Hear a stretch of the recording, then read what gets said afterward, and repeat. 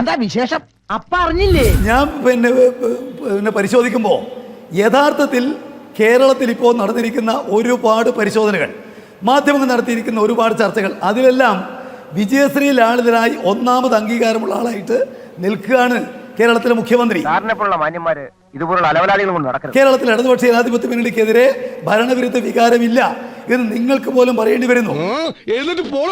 അപ്പോ പിന്നെ ഇനി എന്താണ് മാർഗം എന്ന് കണ്ടുപിടിക്കുമ്പോൾ ഇതേ മാർഗമുള്ളൂ, അപകീർത്തിപ്പെടുത്തുക. ഈ ബ്ലഡി ഫൂളുമായിട്ടുള്ള കൂട്ടുകെട്ടും നിങ്ങൾക്ക് അത്ര നല്ലത്. അതാ പറഞ്ഞത്. അദ്ദേഹം ഒരു മണിക്കൂറോളം നടത്തിയ അഭിമുഖത്തിലെ എന്തെന്തു കാര്യങ്ങൾ പറഞ്ഞിരിക്കുന്നു, എന്തെല്ലാം കാര്യങ്ങൾ സംബന്ധിച്ച് സംസാരിച്ചിരിക്കുന്നു. അതൊന്നും നിങ്ങൾക്ക് ചർച്ചാ വിഷയമല്ല. എന്തോന്നാടോ ഇത്? എവിടെ നിന്ന് കിട്ടിയോടോ ഈ ഉണ്ടാക്കണേ? നിങ്ങൾക്ക് ചർച്ചാ വിഷയം ഈ പറഞ്ഞൊരു വാക്കാണ്. അപ്പോ ഉദ്ദേശം വെക്കുന്നതാണ്. ഞാൻ യഥാർത്ഥം മനസ്സിലാക്കിയെങ്കിൽ ഞാൻ ഈ ചർച്ചക്ക് വരുമായിരുന്നില്ല. കയ്യിലിരിക്കണ കാശ് കൊടുത്ത് കടിക്കണ പട്ടിയെ വാങ്ങി എന്ന് പറഞ്ഞ പോലെ നിങ്ങൾ ഈ പറയുന്ന ചർച്ചയാകെ ഒറ്റ വാക്കിൽ ഒതുക്കി നിർത്തി അതിനെ ഉപയോഗിച്ചുകൊണ്ട് മുഖ്യമന്ത്രി അപകീർത്തിപ്പെടുത്തുക എന്നുള്ളത് ലക്ഷ്യമെന്ന് ഞാൻ മനസ്സിലാക്കിയില്ല. യഥാർത്ഥത്തിൽ എന്തെല്ലാം വിഷയങ്ങൾ അദ്ദേഹത്തിന്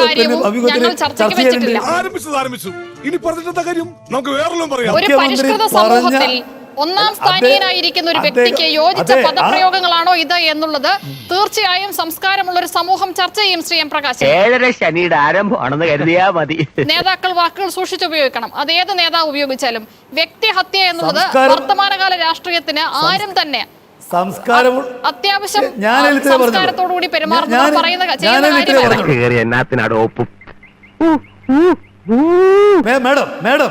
മേഡം ഞാൻ ഒറ്റ കാര്യം പറഞ്ഞുള്ളൂ. സംസ്കാര ശൂന്യത കമ്മ്യൂണിസ്റ്റുകാർ കാണിക്കുമ്പോൾ അത് ചർച്ച, അത് വാർത്ത. ബിജെപിക്കാരുടെ സംസ്കാര ശൂന്യത വാർത്തയല്ല, കോൺഗ്രസ്സുകാരുടെ സംസ്കാര ശൂന്യത വാർത്തയല്ല, ലീഗുകാരുടെ കുറ്റസമ്മതം നടത്തി അല്ലേ? അത് നിങ്ങളുടെ ഭാഷയില് മുഖ്യമന്ത്രി നിങ്ങളുടെ പാർട്ടി സംസ്കാര ശൂന്യത കാണിക്കുമ്പോൾ അത് ചർച്ച. എന്നാൽ നാട്ടുകാരാകെ സംസ്കാര ശൂന്യമാണെന്ന് പറയുന്ന KPCC അധ്യക്ഷന്റെ പ്രശ്നം അത് നിങ്ങൾക്ക് ചർച്ചയല്ല. അപ്പൊ നിങ്ങള് മാധ്യമധർമ്മം പാലിക്കുന്നില്ല എന്ന് ഞാൻ പറയുന്നത്. നിങ്ങൾക്ക് ഇന്ത്യൻ പ്രധാനമന്ത്രി നടത്തിയാലും അത് ഞങ്ങൾ ചർച്ച ചെയ്യും. ഞങ്ങൾ ചർച്ച ചെയ്തിട്ടുമുണ്ട്. എന്റെ കാര്യം ഞാൻ ഏറ്റു. സംശയിക്കില്ല, ഞാൻ ഏറ്റു. ഒറ്റ വാക്കുകൂടി. എന്താണ് മേജർ സാറേ, ഞാൻ ജീവിച്ചു പോയിക്കോട്ടെ. ആവൽ തന്നെ വന്നിരുന്ന ഓരോ ഉപദേശങ്ങൾ. ഒരു മലയാളി എന്നുള്ള നിലയ്ക്കും ഒരുപാട് കാലം 10-34 കൊല്ലം ഒരു ഭാഷാധ്യാപകനായി ജോലി ചെയ്ത ഒരാൾ എന്നുള്ള നിലയ്ക്കും ശരിക്കും എന്നെ വളരെയധികം നാണം കെടുത്തുന്ന ഒരു പ്രയോഗമാണ്. അടികളുടെ മുഖത്ത് ഞങ്ങളിനി എങ്ങനെ നോക്കും? തത്വം പഠിപ്പിച്ചാൽ മാത്രം പോരാ, പ്രവൃത്തിയിൽ അദ്ദേഹം എന്റെ മുഖ്യമന്ത്രിയാണ്. രാഷ്ട്രീയമായി ആരെയും ഏതളവിലും വിമർശിക്കാനും ഏത് വിമർശനത്തിന് മറുപടി പറയാനും അദ്ദേഹത്തിന് സ്വാതന്ത്ര്യമുണ്ട്.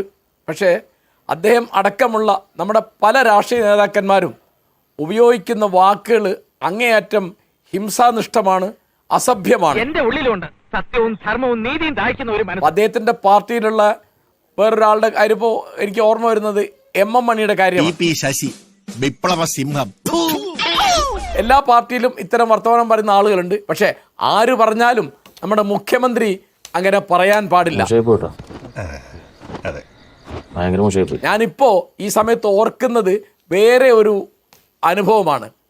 അൽഫോൺസ് കണ്ണന്താനം എന്ന് പറയുന്ന IAS ഓഫീസർ IAS രാജിവെച്ച് 2006 നിന്നാണ് എൻ്റെ ഓർമ്മ കോട്ടയം ജില്ലയിലെ കാഞ്ഞിരപ്പള്ളിയിൽ മത്സരിച്ചു. പക്ഷെ അത് ഇവിടെ പറയാൻ കാര്യമുണ്ട്. ശ്രീ പിണറായി വിജയനാണ് അദ്ദേഹത്തെ IAS മാറ്റി രാഷ്ട്രീയത്തിലേക്ക് കൊണ്ടുവന്ന്. അദ്ദേഹം 5 കൊല്ലക്കാലം അദ്ദേഹം LDFന്റെ MLA ആയിരുന്നു. അത് തീരാൻ 1-2 മാസമുള്ളപ്പോൾ അദ്ദേഹം രാജിവെച്ച് BJP ചേർന്നു. നാണക്കേടായിപ്പോയി. നിങ്ങൾക്ക് മാത്രമല്ല എനിക്ക് നാണക്കേടാ. 2016 ശ്രീ പിണറായി വിജയൻ മുഖ്യമന്ത്രിയാണ്. അപ്പോൾ 1 കൊല്ലം കഴിഞ്ഞിട്ടാണ് താൻ ആരെയാണോ IAS അടർത്തി കൊണ്ടുവന്ന് രാഷ്ട്രീയത്തിൽ കൊണ്ടുവന്നത് അദ്ദേഹം തൻ്റെ പാളയം വിട്ട് BJPയിൽ പോയി മന്ത്രിയായി. നിന്നെ ഇതിനൊന്നും കൊള്ളുകയില്ലെന്ന് നീ വീണ്ടും തെളിയിച്ചിരിക്കുകയാണ് എന്റെ വിജയ. ആ മന്ത്രിക്ക് ചുവന്ന പരവതാനി വിരിച്ച് സ്വീകരണം ഒരുക്കുകയാണ് ശ്രീ പിണറായി വിജയൻ ചെയ്തത്. അദ്ദേഹത്തിന് എൻ്റെ ഓർമ്മയിൽ കേരള ഹൗസിലൊക്കെ വിരുന്ന് കൊടുത്തിരുന്നു.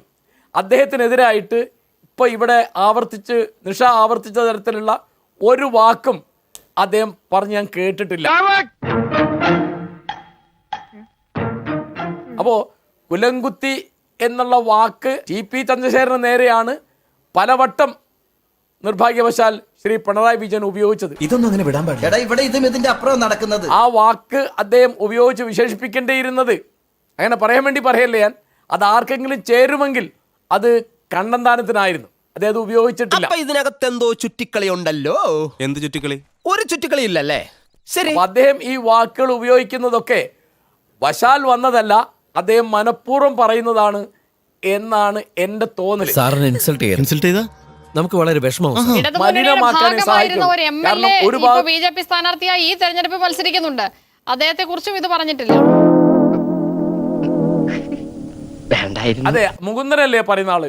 അതെ, അദ്ദേഹം CPI-യിൽ നിന്ന് പോയിട്ട് ഇപ്പൊ BJP ചേർന്ന് ഇപ്പോഴും അദ്ദേഹം MLA ആണ്. കണ്ണന്താനം വന്ന് MLA സ്ഥാനം രാജിവെച്ചിട്ടാണ് BJP പോയത്. ശ്രീ മുകുന്ദൻ രാജിവെക്കാതെ തന്നെ BJP ചേർന്ന് ഇപ്പൊ BJPക്ക് ഒരു MLA ഉണ്ട് കേരള നിയമസഭയിൽ. ഈ പാടിന്റെ പുറകിൽ ഒരുപാട് കഥകളുണ്ടല്ലേ ഈശോ മറിയ ഔസേപ്പേട്ട. ഇത്തരത്തിലുള്ള പദപ്രയോഗങ്ങളൊക്കെ ജനവിരുദ്ധമാണ്, ജനാധിപത്യ വിരുദ്ധമാണ്, സംസ്കാര വിരുദ്ധമാണ്.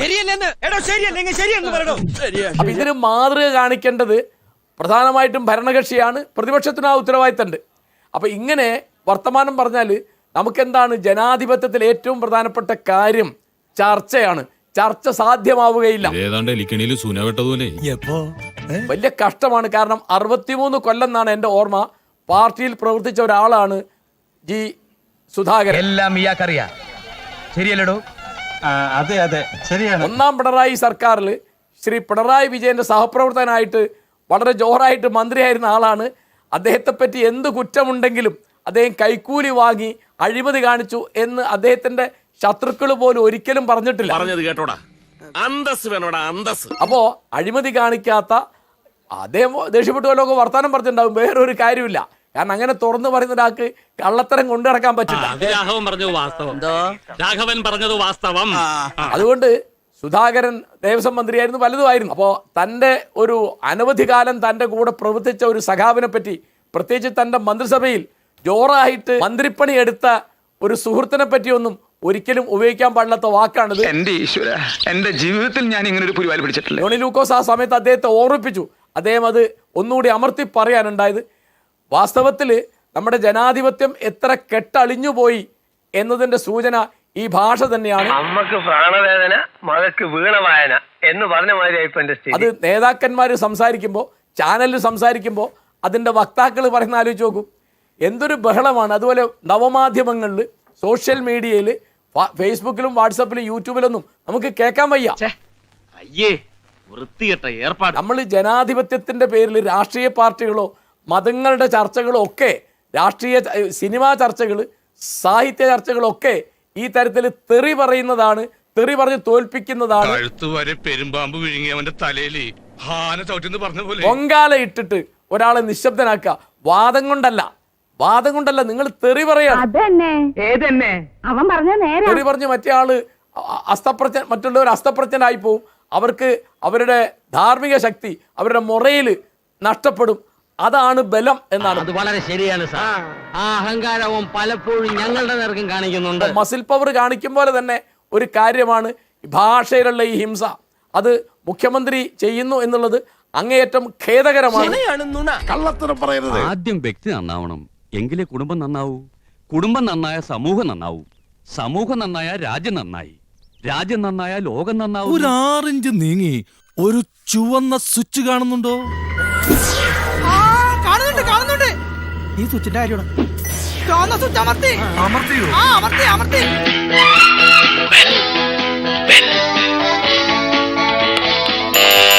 Thank you. ഈ ഉപകാരം മറന്നാലും ഞാൻ മരിക്കില്ല. ഇതൊക്കെ എന്ത് ഉപകാരം. അപ്പോ നാളെ നേരത്തെ തന്നെ ഇങ്ങോട്ട് എത്തണം കേട്ടോ. ശരി.